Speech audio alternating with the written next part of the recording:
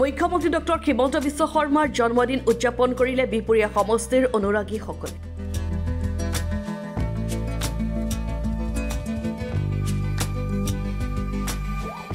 কণ শিশুসকলেও HPH ফলোৱাৰ্ছৰ কাৰ্যালয়ত কেক কাটি উদযাপন কৰিলে মুখ্যমন্ত্ৰীগৰাকীৰ উপজা দিনটো।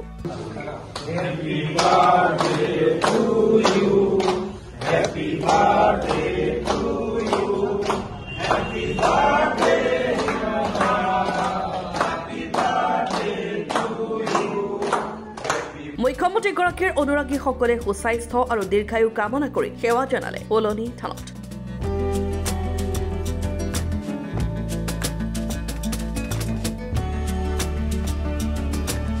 ইয়াৰ পাছতে নাৰায়ণপুৰ মাধৱদেৱ কলাক্ষেত্ৰত ৰোপণ কৰে দুটি বকুলৰ পুলি।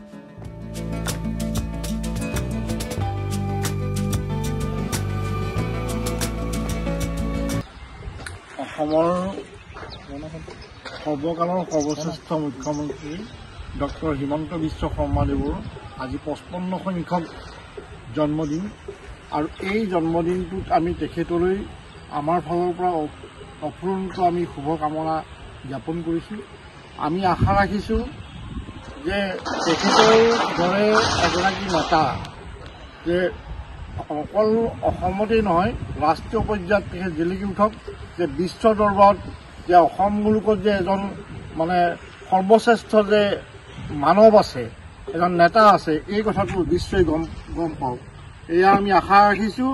আজি তেখেতৰ জন্মদিনা আমি শ্ৰী শ্ৰী ফুলনি থানত মহাবলন্ত থানত আমি এখন শৰাই দিছোঁ আৰু তেখেতৰ এই সপোনৰ যি কলাক্ষেত্ৰ আছিলে মাধৱদেৱ কলাক্ষেত্ৰ, তাত আমি তেখেতৰ ভৱিষ্যত জীৱন উজ্জ্বল হৈ উঠক, তাৰ বাবে আমি তাৰ কামনা আমি ইয়াত দুটি বকুল ফুলৰ গছ আমি ৰোপণ কৰিছোঁ, পুলি ৰোপণ কৰিছোঁ।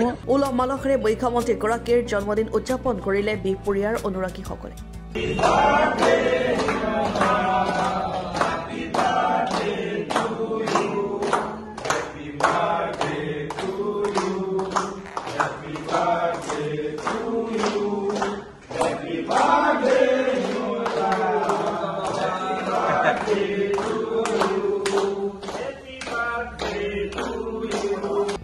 Bureau Report, Lakhimpur Today.